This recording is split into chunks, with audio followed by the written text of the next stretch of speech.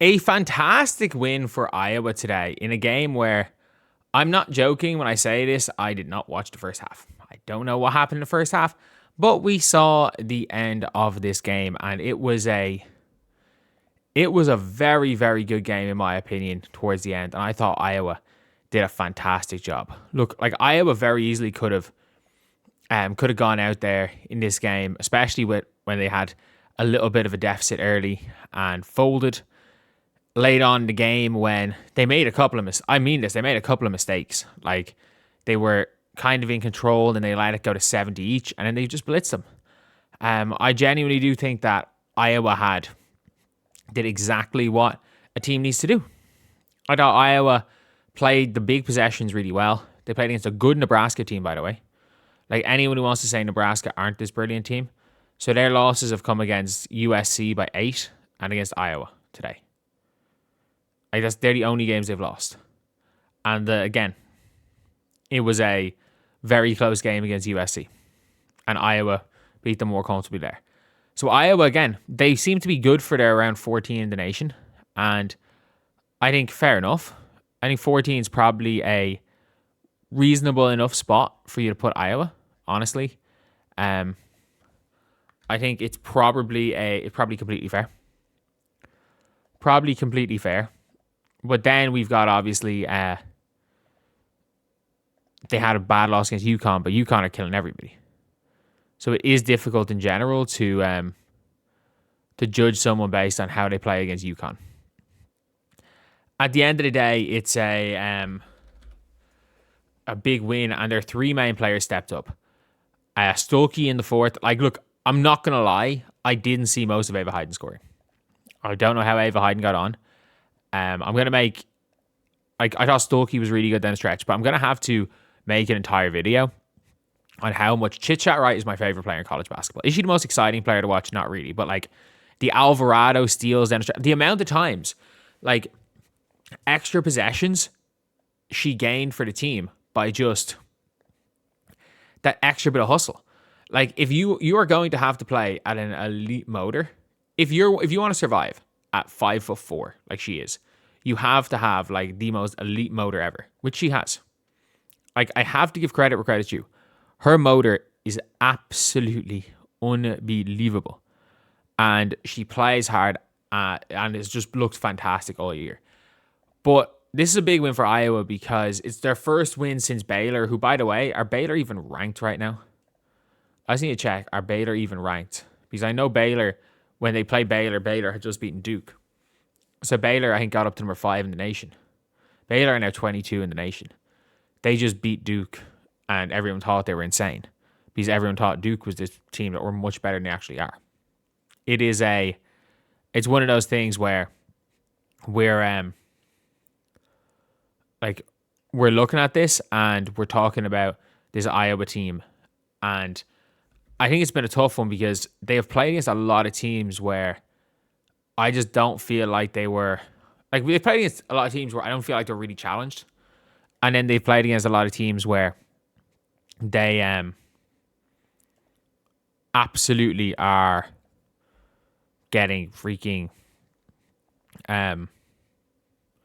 blitzed. And the Iowa State game, I do think this from the Iowa State game that the score flattered Iowa a little bit. I think Iowa dragged themselves back into the game, but I also don't think it was that close of a game, if you get me.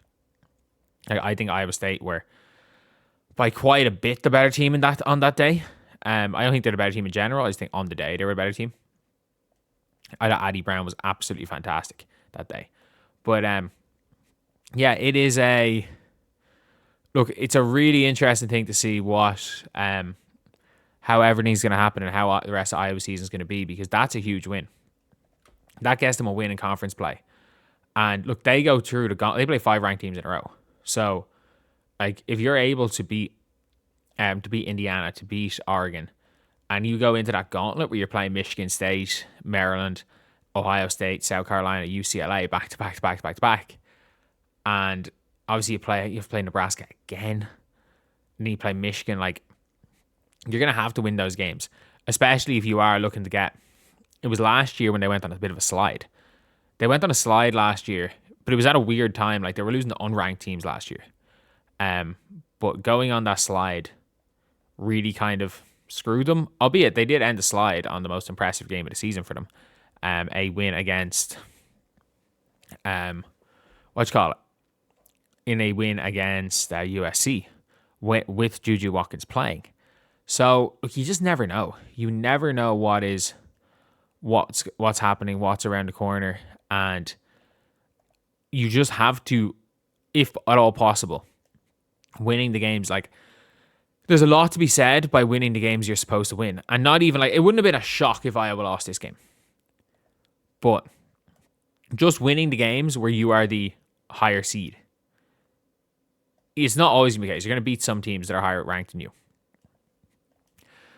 Iowa didn't even start this season ranked.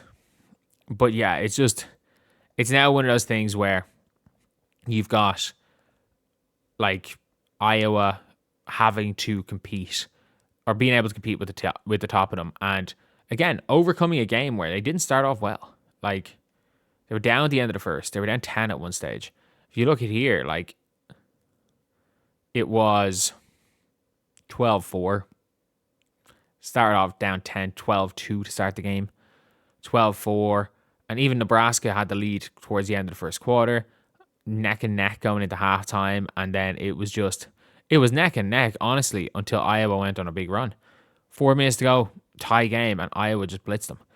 Chit-chat. I stand by this. Like, Chit-chat, Stuckey, and